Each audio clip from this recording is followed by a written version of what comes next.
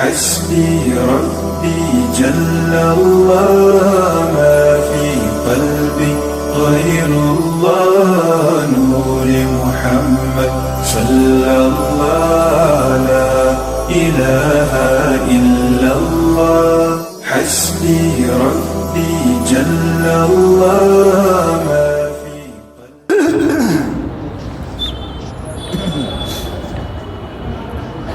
آج کی تراویح میں بسم اللہ الرحمن الرحیم آج کی تراویح میں آپ نے 16واں پارہ مکمل اور 17ویں پارے کا شروع کا ایک پاؤ سنا ہے، جس میں آپ نے کچھ حصہ سورہ کہف کا، اس کے بعد سورہ مریم، پھر سورہ طٰہٰ مکمل، اور اس کے بعد سورہ انبیاء کا آغاز ہوا ہے۔ پہلی رکعتوں میں آپ نے کچھ واقعہ سنا ہے حضرت موسیٰ علیہ السلام اور حضرت خضر علیہ السلام کا، جو کہ کل شروع ہوا تھا۔ واقعے کی تفصیل یہاں سے ہے۔ ایک روز موسیٰ علیہ السلام کھڑے ہو کر اپنی قوم کے درمیان کچھ خطاب کر رہے تھے۔ اسی دوران کسی نے سوال کیا کہ موسیٰ اس وقت سب سے بڑا عالم کون ہے؟ موسیٰ علیہ السلام نے جواب دیا، سب سے بڑا عالم میں ہوں۔ اور یہ بظاہر کہنا بھی صحیح تھا، نبی اپنے وقت کا سب سے بڑا عالم ہوتا ہے، سب سے زیادہ جاننے والا ہوتا ہے، لیکن اللہ کو یہ جملہ پسند نہیں آیا۔ اللہ کی طرف سے اشارہ یہ ہوا کہ موسیٰ تمہیں کہنا چاہیے تھا سب سے زیادہ جاننے والا اللہ تعالیٰ ہے۔ چنانچہ خطاب ہوا کہ ہمارا ایک بندہ ہے جو دریا کے کنارے پر رہتا، اس کے پاس جاؤ اور جا کر کے وہاں علم حاصل کرو۔ چنانچہ موسیٰ علیہ السلام نے اپنے خادم یوشع کو اپنے ساتھ لیا، یوشع بن نون کو، اور لے کر ساتھ میں چلے۔ پہنچے، سفر کرتے کرتے ایک لمبی مدت کے بعد سمندر کے کنارے پر وہاں جا کر کے دیکھا ایک شخص لیٹا ہوا ہے۔ روایات میں آتا ہے کہ خضر علیہ السلام کو خضر اس لیے کہا جاتا ہے، وہ جسم جثے کے اعتبار سے بالکل ہرے بھرے تھے۔ خضر کے معنی عربی میں سبزی کے آتے ہیں، خضراوات سبزیوں کو کہا جاتا ہے، تو ان کا جسم جثہ بھی بالکل ہرا تھا۔ پہنچے موسیٰ علیہ السلام اور وہاں جا کر کے ان سے کہا، هل اتبعک علی ان تعلمنی مما علمت رشدا؟ خضر، اللہ نے آپ کو جو علم دیا ہے، کیا آپ مجھے وہ علم سکھا سکتے ہیں؟ خضر علیہ السلام نے جواب دیا، انک لن تستطیع معی صبرا، تم میرے ساتھ صبر نہیں کر سکو گے۔ کیوں؟ اس لیے کہ تمہارے پاس جو علم ہے وہ شرعی علم ہے، اور مجھے جو علم دیا گیا ہے میرا علم لدنی ہے، اس کے مسائل الگ ہیں۔ بظاہر وہ دیکھنے میں عجیب سا لگے گا، لیکن حقیقت حال کے اعتبار سے وہ صحیح ہوگا۔ شریعت کے اعتبار سے بظاہر جو میں کام کروں گا وہ آپ کو غلط لگے گا، آپ روکیں گے، ٹوکیں گے، اور آپ سے برداشت نہیں ہو پائے گا۔ لیکن موسیٰ علیہ السلام نے کہا، ستجدنی انشاءاللہ صابرا، آپ مجھے انشاءاللہ صبر کرنے والا پائیں گے، میں آپ کا حکم کی نافرمانی نہیں کروں گا۔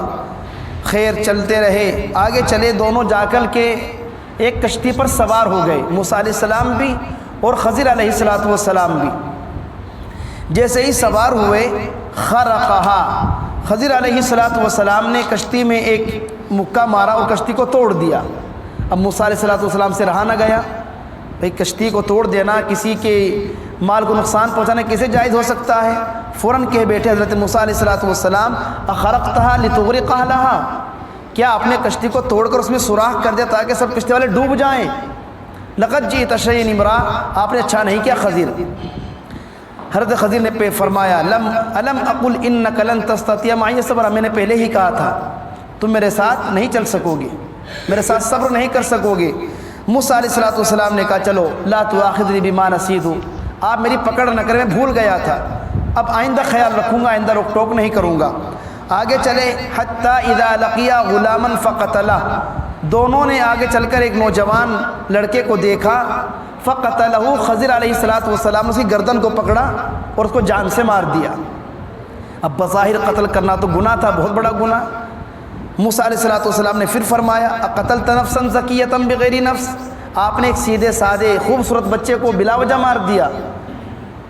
لقد جئت شیئا نکرا، آپ نے بہت غلط حرکت کی ہے۔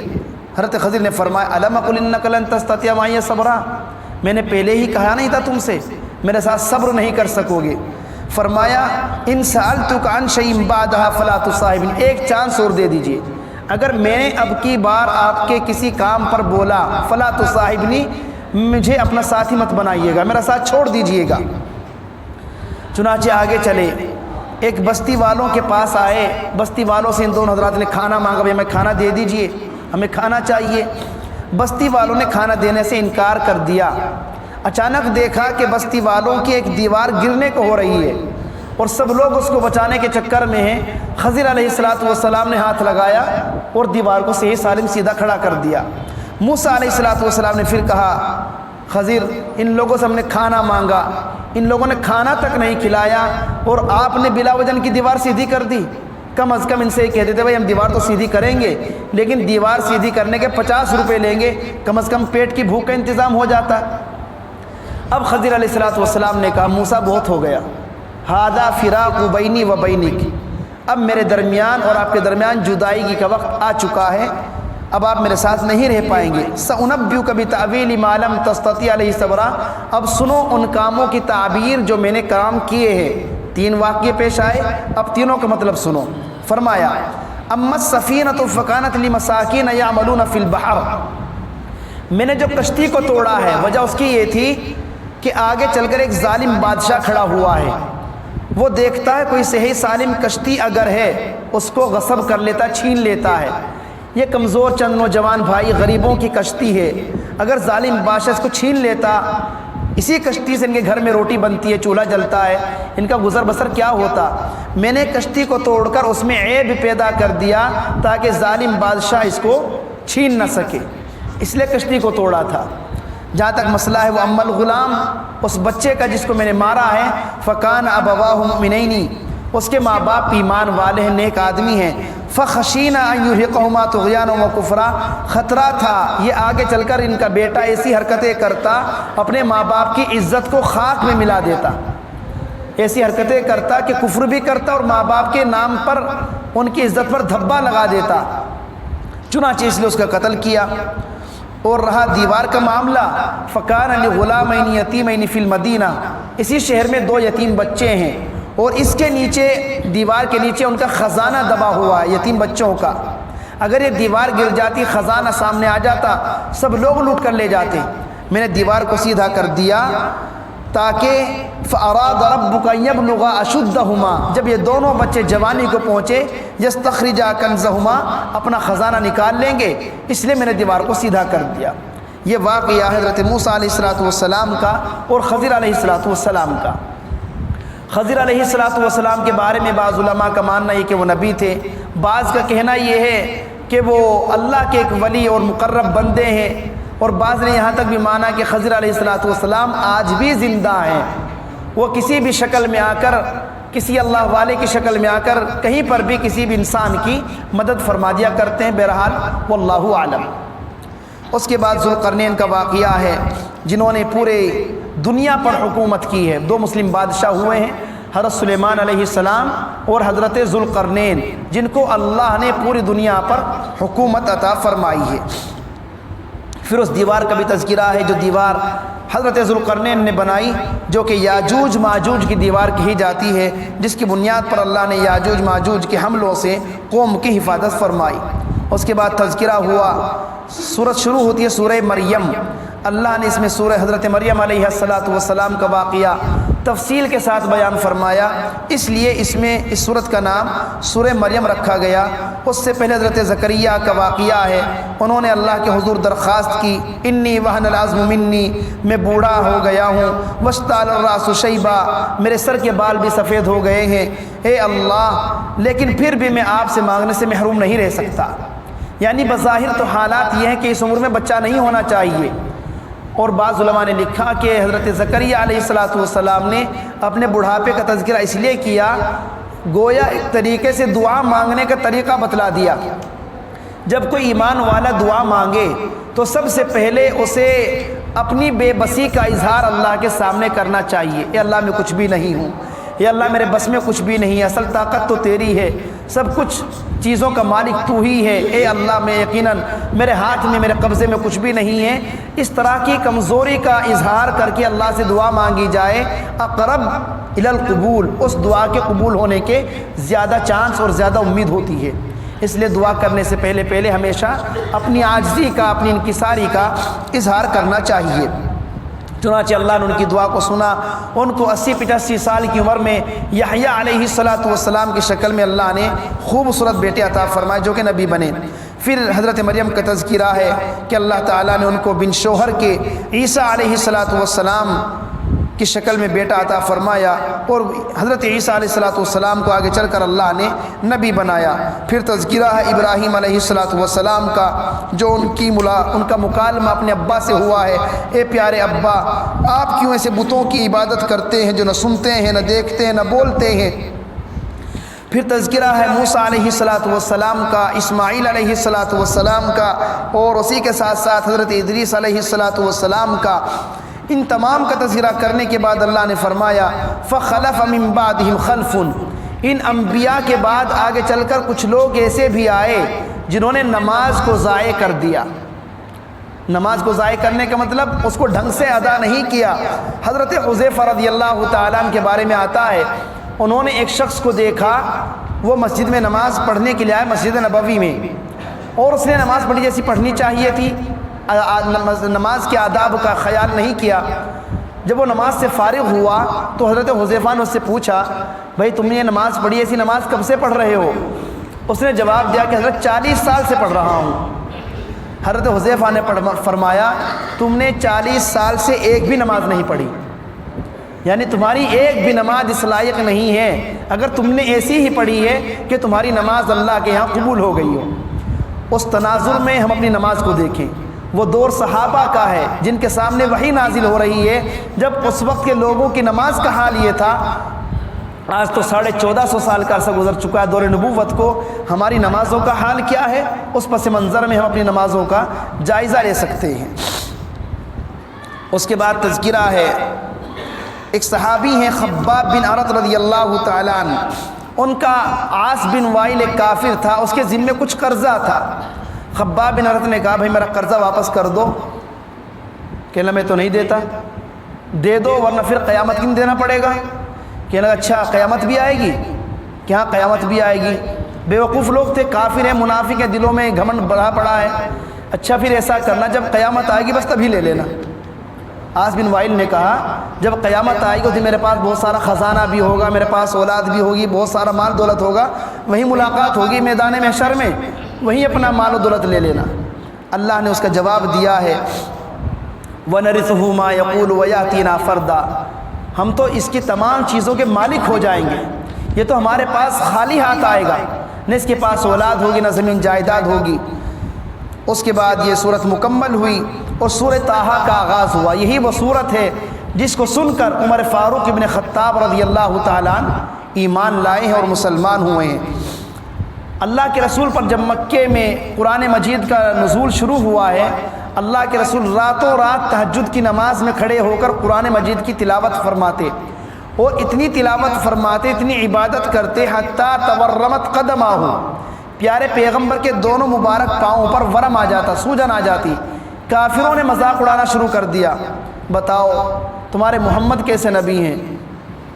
ان پر وحی کیا آنا شروع ہوئی، ان کے تو پیر سوجنا شروع ہو گئے، ان کو تو مشقت میں ڈال دیا گیا، قرآن کا بوجھ ان پر برداشت نہیں ہو رہا ہے۔ اللہ نے فرمایا ما انزلنا علیک القرآن لتشقى، پیارے پیغمبر ہم نے آپ پر قرآن اس لیے نازل نہیں کیا کہ آپ اپنے آپ کو مشقت میں ڈالیں، بلکہ ہم نے تو تذکرۃ لمن یخشی، یہ قرآن مجید نصیحت حاصل کرنے کے لیے نازل کیا ہے۔ اللہ تعالیٰ نے اپنے بارے میں فرمایا لہو ما فی السماوات و ما فی الارض، اللہ ہی کے لیے جو آسمانوں میں ہے، جو زمین میں ہے، اور جو زمین آسمان کے درمیان میں ہے، اور جو زمین کی تہ میں تحت الثری میں ہے، زمین کے بالکل نیچے ہے۔ مفتی شفیع علیہ الرحمٰن نے اس آیت کی تفسیر میں لکھا ہے کہ باقاعدہ سائنسدانوں نے زمین کو کھودنا شروع کیا یہ پتہ لگانے کے لیے زمین کے نیچے ہے کیا، تو وہ زیادہ سے زیادہ 6 میل تک کھود پائے، یعنی تقریباً 8-9 کلومیٹر تک انہوں نے کھودا، اس کے بعد آگے چل کر ان کی مشینوں نے کام کرنا بند کر دیا، اور انہوں نے آ کر یہ بتلایا بھائی نیچے ہمیں صرف اور صرف ایک چٹان نظر آئی ہے، اس کے بعد ہمیں کچھ نہیں پتا چٹان کے نیچے کیا ہے، وہاں پر جا کر ہماری مشینوں نے کام کرنا بند کر دیا۔ یہ ہے وما تحت الثری، اللہ کو معلوم ہے کہ وہاں چٹان ہے یا نہیں ہے، اور اگر ہے تو چٹان کے نیچے کیا ہے۔ اس کے بعد موسیٰ علیہ السلام کا واقعہ اللہ نے بڑی تفصیل کے ساتھ بیان فرمایا۔ حضرت موسیٰ کو حضرت ہارون کو نبی بنا کر فرعون کے پاس بھیجا، اور جا کر کے ان دونوں حضرات نے فرعون سے کہا انا رسول ربک، ہم تیرے رب کے پیغمبر ہیں، لہذا ہمارے ساتھ بنی اسرائیل کو بھیج دے۔ موسیٰ کا اور فرعون کا دعویٰ کیا تھا؟ انا ربکم الاعلی، رب تو میں ہوں، اور یہ کہہ رہے کہ ہمارا رب اللہ ہے۔ یہ کون سا رب آ گیا؟ پوچھا فمن ربکم یا موسیٰ، موسیٰ رب کون ہے؟ رب تو میں ہوں۔ حضرت موسیٰ نے جواب دیا ربنا الذی اعطى كل شیء خلقہ ثم ہدی، ہمارا اللہ وہ ہے جس نے ہر چیز کو پیدا کیا، ہر چیز کو زندگی گزارنے کا طریقہ بتلایا۔ علماء نے لکھا ہے کہ فرعون نے رب ہونے کا دعویٰ کیا، تو اس اعتبار سے تو فرعون سب سے بڑا کافر ہونا چاہیے، لیکن لکھا ہے کہ فرعون سے بڑا کافر ابو جہل تھا۔ حالانکہ ابو جہل نے خدائی کا دعویٰ نہیں کیا ہے، لیکن فرعون نے خدائی کا دعویٰ کیا ہے۔ پھر بھی ابو جہل سب سے بڑا کافر کیوں؟ جب ابو جہل کو معاذ اور معوذ دونوں بھائیوں نے حملہ کر کے زمین پر گرایا، عبداللہ بن مسعود رضی اللہ تعالیٰ نے تلوار اٹھائی اور اٹھا کر کے ابو جہل کو قتل کرنا چاہا، تو ابو جہل کا غرور دیکھ کے کہا عبداللہ آخری ٹائم میں مجھے مارنے جا رہے ہو، مجھے اپنی تلوار سے مت مارو، میری تلوار پکڑو، مجھے اس سے مارو، تاکہ پتہ چلے کہ سردار اپنی تلوار سے مارا گیا ہے۔ اور پھر کہا کہ مجھے یہاں سے مت کاٹنا، بلکہ مجھے تھوڑا نیچے سے کاٹنا، تاکہ مرنے کے بعد میری گردن سب سے اونچی نظر آئے کہ دیکھو مر گیا لیکن سردار کا سر سب سے اونچا رہا۔ علماء نے لکھا ہے کہ ابو جہل مر رہا ہے، کم از کم فرعون نے مرتے مرتے تو کہا تھا میں ایمان لائے اس اللہ پر جس پر بنو اسرائیل ایمان لائے۔ یہ الگ بات ہے کہ فرعون کا وہ ایمان معتبر نہیں، لیکن کم از کم مرتے مرتے اس نے کہا آمنتو، میں ایمان لایا ہوں، انہ لا الہ الا الذی آمنت بھی بنو اسرائیل۔ لیکن ابو جہل مرتے مرتے بھی اپنا غرور اور گھمنڈ کہ میری تلوار سے مارا جاؤں، میرا سر تھوڑا گردن نیچے سے کاٹی جائے تاکہ سب سے اونچی گردن میری نظر آئے۔ لکھا ہے ابو جہل سب سے بڑا مغرور تھا۔ اور عبداللہ ابن مسعود کے بارے میں آتا ہے کہ صحابہ کرام میں سب سے زیادہ تواضع انکساری والے اگر کوئی تھے تو عبداللہ ابن مسعود تھے۔ تو اللہ نے سب سے بڑے غرور کو مٹایا ہے سب سے زیادہ تواضع اختیار کرنے والے سے۔ اس لیے حدیث میں آیا ہے من تواضع للہ رفعہ اللہ، جو اللہ کے لیے چھوٹا بنتا ہے اللہ اس کو بلندی عطا فرماتا ہے۔ ومن تکبر خذلہ اللہ، اور جو تکبر کرتا ہے اللہ اس کو زمین میں ملا دیتا ہے۔ اس لیے کبھی بھی گھمنڈ نہیں کرنا چاہیے، اللہ کو گھمنڈ پسند نہیں ہے۔ یہ لمبا واقعہ ہے۔ اس کے بعد حضرت آدم علیہ السلام کا اور فرعون ابلیس کا مشہور واقعہ بیان کیا گیا ہے، اور اسی میں اللہ نے یوں فرمایا وَمَنْ أَعْرَضَ عَنْ ذِكْرِي فَإِنَّ لَهُ مَعِيشَةً ضَنْكًا، جو میرے قرآن مجید سے منہ موڑے گا ہم اس کی زندگی کو تنگ کر دیں گے۔ وَنَحْشُرُهُ يَوْمَ الْقِيَامَةِ أَعْمَى، اور ہم قیامت کے دن قرآن سے منہ موڑنے والے کو اندھا بنا کر کے اٹھائیں گے۔ جو قرآن سے منہ موڑے گا ہم اس کو قیامت کے دن اندھا بنائیں گے، اور دنیا میں اس کے لیے روزی کے سارے راستوں کو بند کر دیں گے۔ قیامت کے دن وہ کہے گا لِمَ حَشَرْتَنِي أَعْمَى وَقَدْ كُنْتُ بَصِيرًا، اے اللہ میں تو دنیا میں بینا تھا، تو نے مجھے نابینا کیوں بنایا؟ اللہ کی طرف سے جواب آئے گا أَتَتْكَ آيَاتُنَا فَنَسِيتَهَا، تیرے پاس ہماری آیتیں پہنچی تو نے ہماری آیتوں کو بھلایا۔ وَكَذَلِكَ الْيَوْمَ تُنْسَى، آج ہم نے تجھے بھلا دیا۔ اس لیے قرآن مجید سے محبت کرنی چاہیے، قرآن مجید سے اپنا تعلق قائم رکھنا چاہیے۔ اس کے بعد 17واں پارہ شروع ہوتا ہے سورہ انبیاء سے۔ اس صورت میں چونکہ اللہ نے بہت سارے نبیوں کے واقعات کو تھوڑی تفصیل کے ساتھ بیان فرمایا، اس بنیاد پر اس صورت کا نام سورہ انبیاء رکھا گیا۔ فرمایا اقترب للناس حسابهم وهم فی غفلۃ معرضون، قیامت بالکل سر کے اوپر ہے، حساب کا وقت بالکل قریب آ چکا ہے، لیکن لوگ بالکل غفلت میں پڑے ہوئے ہیں۔ اقترب للناس حسابهم وهم فی غفلۃ معرضون، قیامت کا وقت، حساب کا وقت بالکل سر پر ہے، اس کے باوجود بھی لوگوں کی کوئی تیاری نہیں ہے، بالکل غفلت میں پڑے ہوئے ہیں۔ ایسا نہیں ہونا چاہیے۔ پھر اللہ نے ایک اللہ ہونے کی دلیل بیان فرمائی، اگر آسمان اور زمین میں چند معبود ہوتے لفسدتا، تو زمین آسمان کا نظام بگڑ جاتا۔ ایک کہتا بارش کرنی ہے، دوسرا کہتا بارش نہیں کرنی ہے، ایک کہتا آج ہوا چلائیں گے، دوسرا کہتا نہیں آج اولے برسائیں گے، تو دونوں میں ٹکراؤ ہوتا۔ اس لیے پتہ یہ چلا کہ روئے زمین کا، پوری کائنات کا خالق اور مالک صرف اور صرف ایک اللہ ہے۔ وما جعلنا لبشر من قبلک الخلد، پیارے پیغمبر آپ سے پہلے جتنے بھی رسول آئے، پیغمبر آئے، کوئی بھی ہمیشہ دنیا میں نہیں رہا۔ کل نفس ذائقۃ الموت، سب کو ایک نہ ایک دن موت کا مزہ چکھنا ہے۔ جب نبی نہیں رہے تو ہما شما کی کیا حیثیت ہے؟ سب کو ایک دن دنیا سے جانا ہے، جب جانا ہے تو اس کی تیاری بھی ہونی چاہیے۔ ھذا ذکر مبارک انزلناہ افانتم لہ منکرون، ہم نے تمہیں اتنا شاندار قرآن دیا ہے، کیا تم اس کا انکار کرو گے؟ یعنی تمہارا فرض بنتا ہے اس قرآن مجید کی تعلیمات پر، اس قرآن مجید کے احکام پر مکمل طریقے سے عمل کیا جائے۔ اللہ تبارک و تعالی ہم سبھی کو قرآن مجید کی سچی محبت، سچی عقیدت نصیب فرمائے۔ آمین۔ وآخر دعوانا ان الحمد للہ رب العالمین۔